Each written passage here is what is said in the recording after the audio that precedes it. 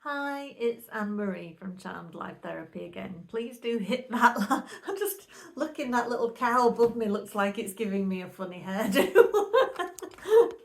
I might have to tilt my thing like that. That's a wee bit better. It's the little Highland cow that's up there on the wall that was giving me a funny little thing on top of my head. Yes, I was saying, please do hit that like, subscribe, share.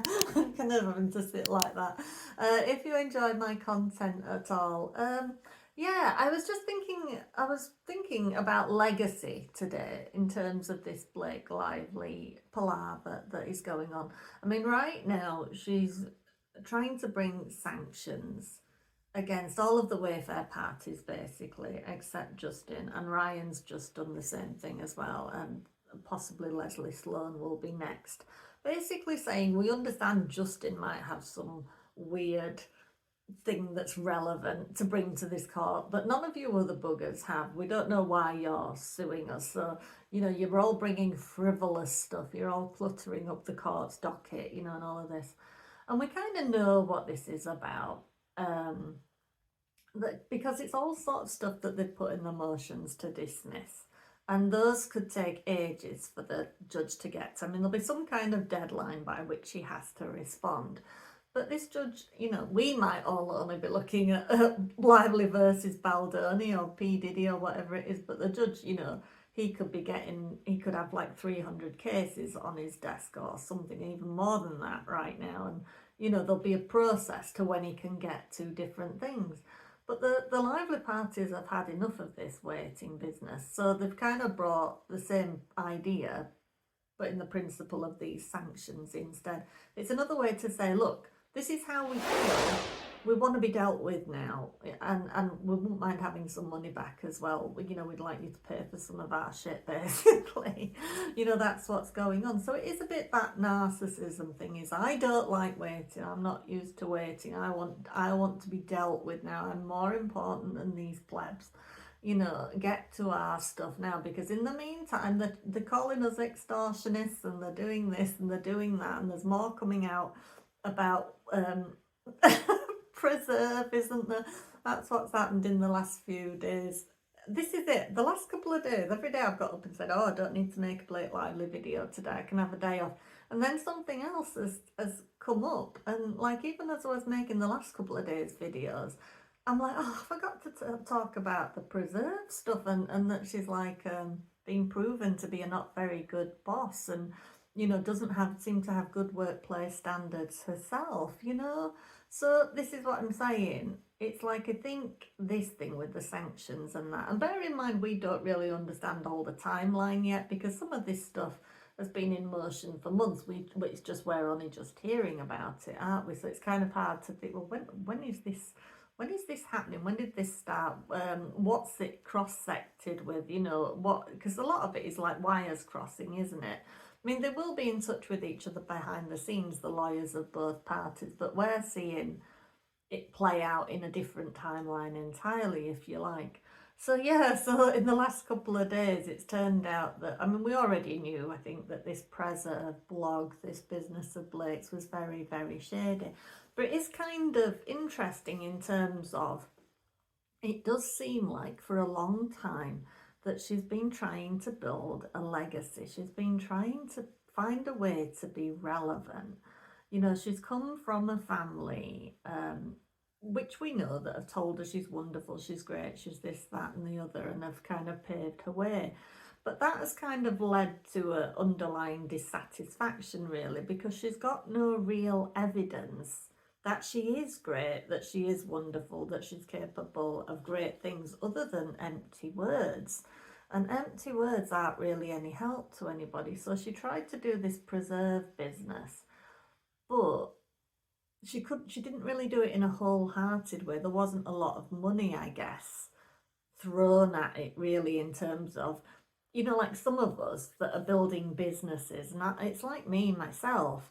You throw an awful lot of money at something just in the blind hope it's going to work. You've often to put yourself into debt and do things that don't feel comfortable.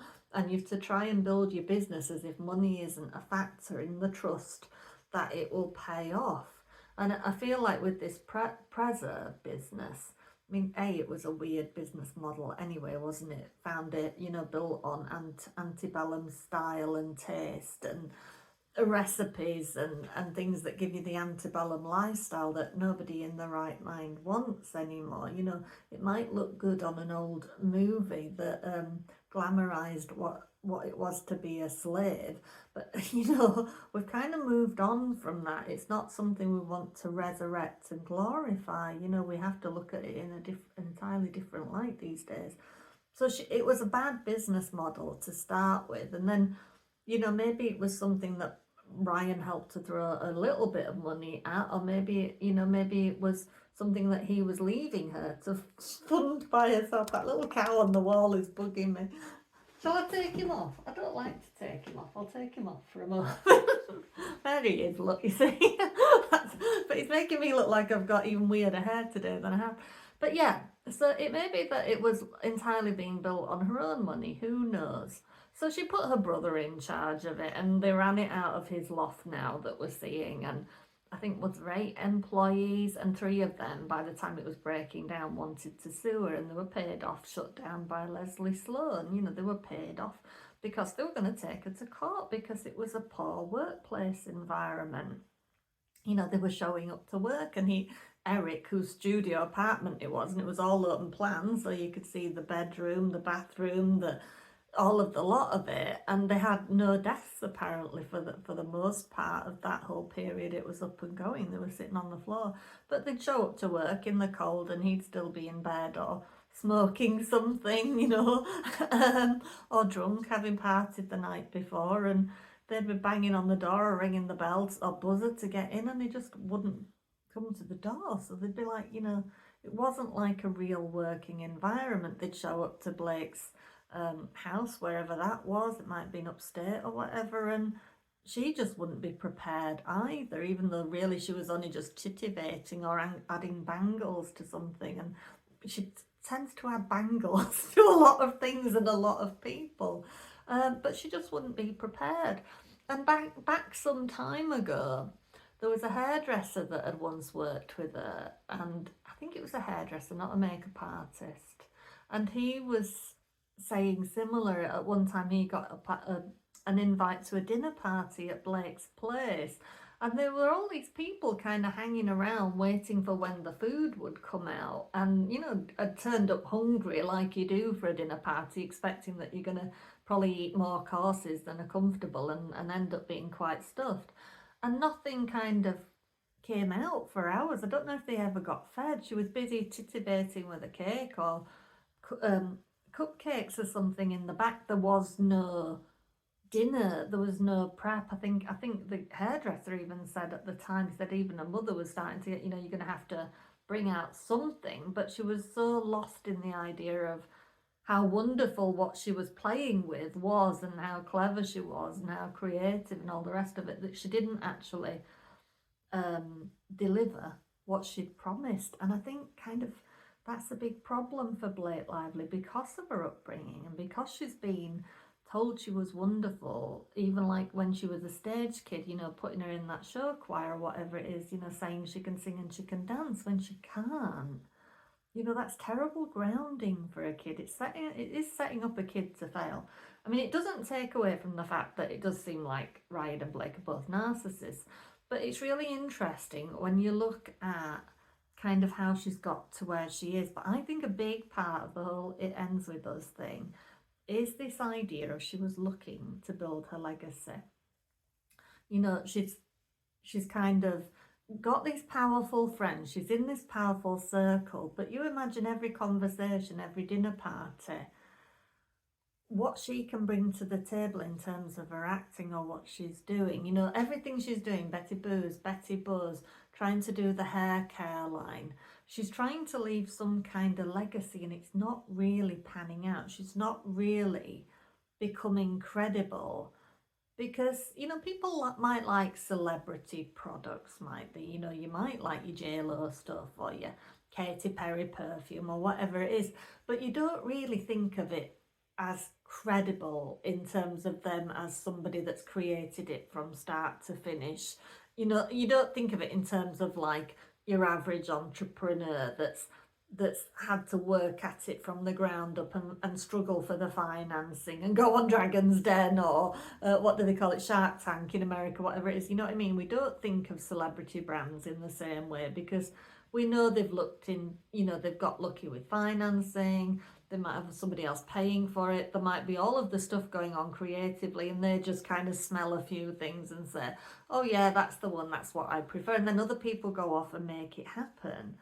It's so even if we like celebrity brands, we don't really kind of give it the same credibility or the same appreciation as we do for certain other things, where we know somebody has put the heart and soul into it and has been the driving force of it all. So even when she's done those things, it's not really given her the credit. There's still no proof in her mind to me. She's telling herself she's wonderful and all of this, but I don't believe she truly feels it because she's not got independent proof of it.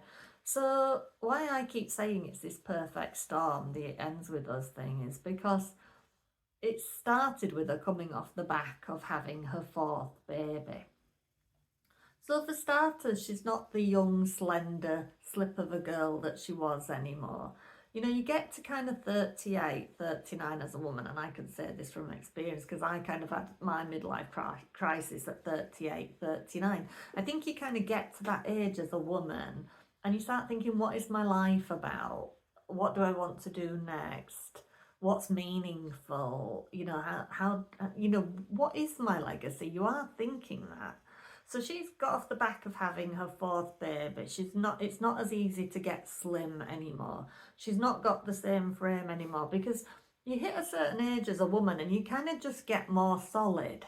Your body, you can do so much with your body, but I think you just get a bit more solid, don't you? Especially when you've had children and as many as 4, because there's nothing wrong with Blake Lively's body. That's not what I'm saying. But if you look at her as a girl, like being quite sylph-like, a bit like Taylor Swift has done. You look at young Taylor Swift, there was nothing of her, was there? But whereas now, and I know she's worked out a lot, but even if she hadn't have worked out a lot, Taylor Swift at her age now would have still been a much more solid body, much more to it. She couldn't have sustained that girlish figure is what I'm trying to say. And Blake Lively is the same, and particularly since she's had babies, there's a solidity to her now that there wasn't when she was young. It's natural and normal. But for an actress and in that game, and maybe not finding it as easy, and we know she's kind of a bit body conscious anyway, I think she's been that all the time. But now, having had 4 children and feeling more solid, maybe not liking to look at what size number is in her clothing and things like that, she might have looked at It Ends With Us as, is this my Oscar opportunity? I mean, that would have been entirely deluded, but she might have been looking for that acting gig where she could say, yeah, this is my standout performance. This is what's going to get me somewhere. And maybe thought, well, this, I'm not going to read this book, but it's incredibly successful. People seem to really like it. It's a bit like the 50 Shades thing in that there's a guaranteed audience for it. I can't go wrong. This might be getting me some awards, some recognition. And then there's been all these weird things that's happened really in a way, hasn't there? She's kind of been body conscious and she's got sex scenes coming up, and then she's kind of kept having these little illnesses. So he, Justin has suggested his wellness person to her, and she looked into that and said and chose to look at it as some kind of weight shaming thing, because that lady that did stuff to do with viruses and your throat and whatever it is and balancing your immunity also did weight related stuff. So she made a choice to see that as a weight shaming thing, as a fat shaming thing, but she was already looking for trouble really, because she'd kind of walked into this situation that was entirely alien to her, with this kind man and this kind team that want to big up women, that want to put across a certain message, and it's been all those weird things going on. I think there's been an attraction to Justin and a certain attraction to his warmth, and maybe that he felt safe and it felt like she could push limits with him and all of that. And then he, just in his own natural way, has kind of tuned out her advances or whatever it is. but she's seen all these opportunities to advance her position, and that whole thing, because really we know this business with getting rid of the composer, firing that composer, tweaking with the editing, we know that that has all been about so that then she could chase that PGA mark, get that PGA credit. So all of this really has been to me a lot about trying to enforce a way to have a legacy. I think that's a great big part of it, to make her relevant. And that is how I can feel a little bit of sympathy for Blake, because the poor girl just does not feel relevant. You know, she's one thing on the surface, for sure. She's quite harsh. You know, people say she's all jolly and kind and all the rest of it, but it's kind of a person. There is an aspect of her that will be kind, that will be sweet, that will be very generous, but it's driven by other needs. It's driven by not necessarily altruistic ways. We know that she love bombs people. We know that she gives people lavish gifts. We know that she invites people to her house and grooms them and all of that. But to me, a big chunk of it is all a very determined way to try and snatch a legacy from nothing, really. That's what she's trying to do with all of her companies, with every action really that she took on It Ends With Us. It's like I think she realizes that she had this wonderful opportunity and that she blew it. So then she's been running around like mad, trying to salvage something from it. You know, she's kept pushing for more and more and more and more. And I really think she probably thought, in her delusion, that if It Ends With Us went well and she did these certain things, that she would be nominated for all kinds of things. If it wasn't as an actress, it might be as a producer or something. But she's not really realised that you can't steal those things. You have to earn them. You can't take them from somebody else. You know, it's like when you think of that Saturday Night Live audience when Ryan stood up and was trying to make light of it, and you've got people like Steven Spielberg and Kevin Costner in the audience who, you know, just weren't amused, especially Kevin Costner. I loved his face, but like I said before, he's a producer, a filmmaker. He's seen projects through from start to finish. Can you imagine the distaste that people like him have for an actress who would turn up on a set and try to take control across the board of somebody else's production? You know, this is it with Blake. She's never, I mean, the sad thing is this court case has become her legacy. When you think about it, this is what people are going to remember her for.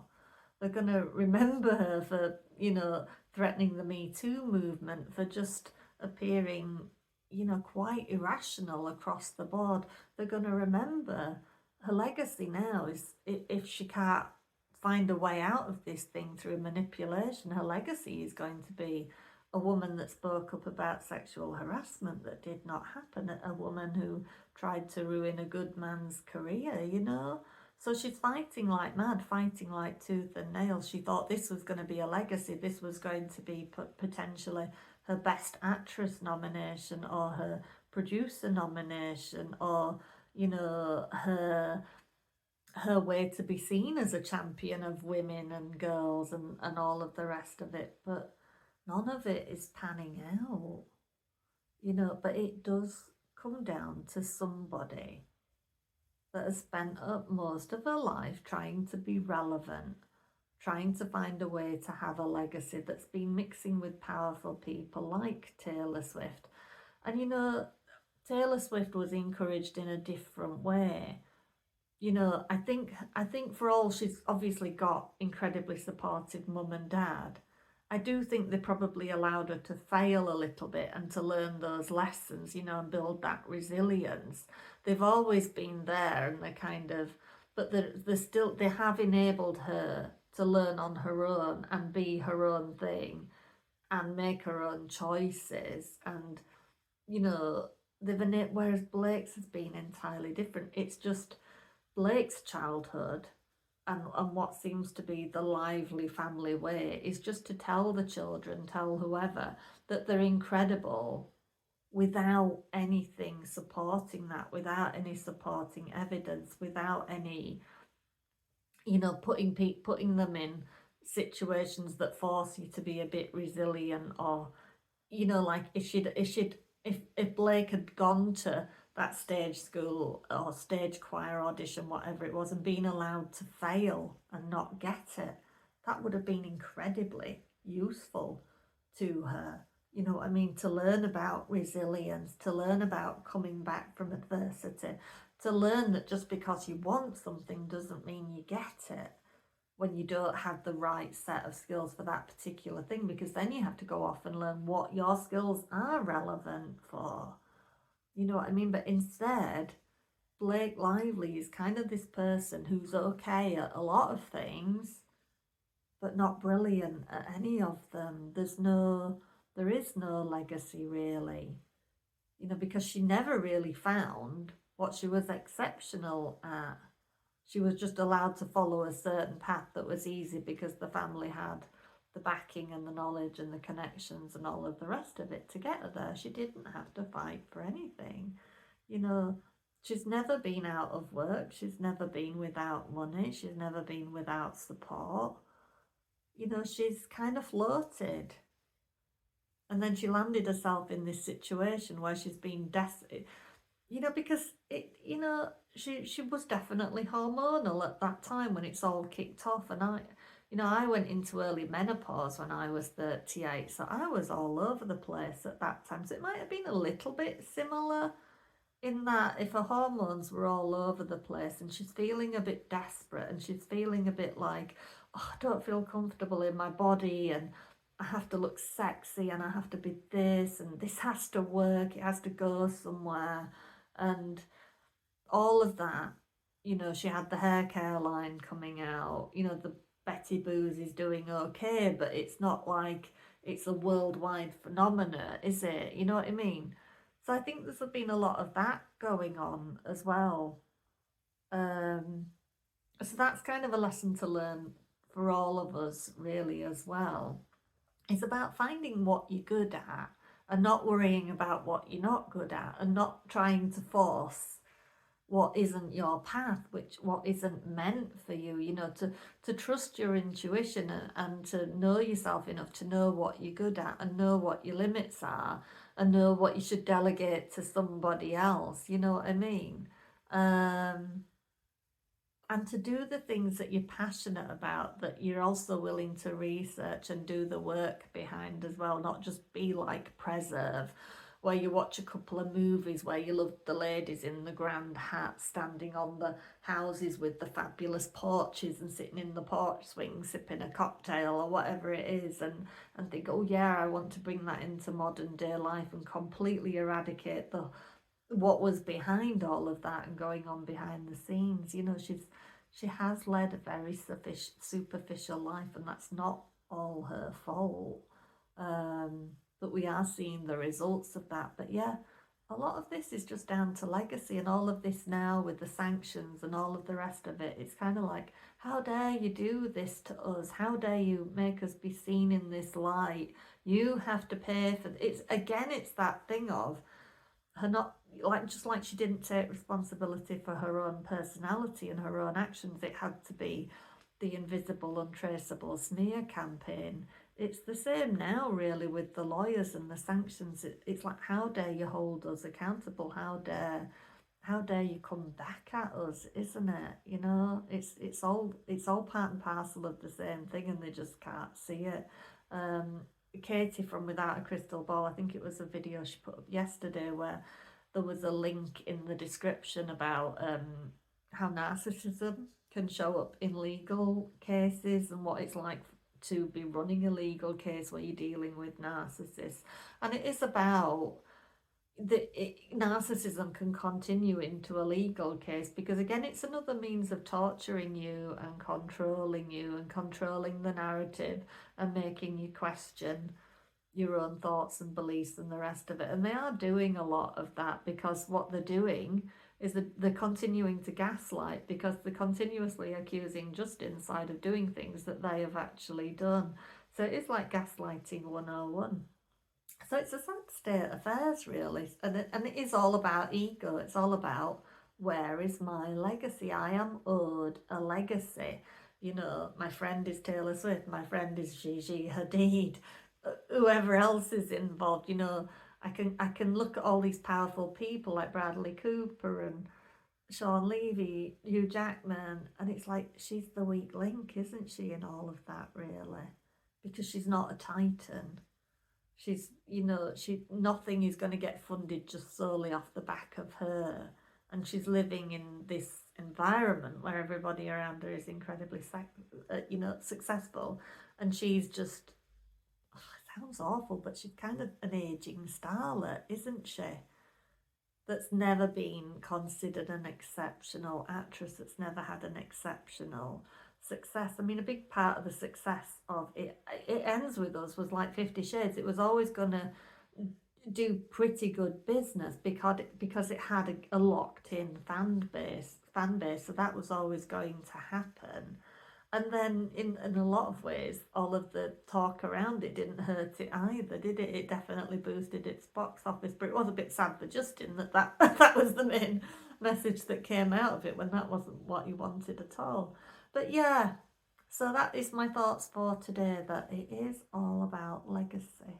She's been chasing a legacy for a long, long time, and it's not been working. And I think there's been an element of desperation about this, that it's like, because she's like, no, she's like doubled down on everything, hasn't it? No, I am coming out of this with some kind of legacy. And maybe that then led to the meltdown when the press wasn't good, because she was like, maybe she was, at that point in time, maybe she was thinking that the honours were going to roll in, the nominations were going to roll in, and instead all of this negative press rolled in instead, you know? Yeah. Kirsty Floor had more power than she ever thought she did, didn't she, really? With a little, oh, I remember that weird interview I did with Blake Lively. I wonder if that's like related to all of this. And yeah, just shows you though, doesn't it? Maybe that was Kirsty Floor's legacy. All right, so I'm going to say goodbye from me and the little cow. Please do hit that like, subscribe, share if you're enjoying this content. I'm really enjoying all your interactions in the comments. There's some lovely people chipping in and giving me their own feedback, and some of you are keeping far better track of this than me. But thank you for watching, and I'll see you again soon.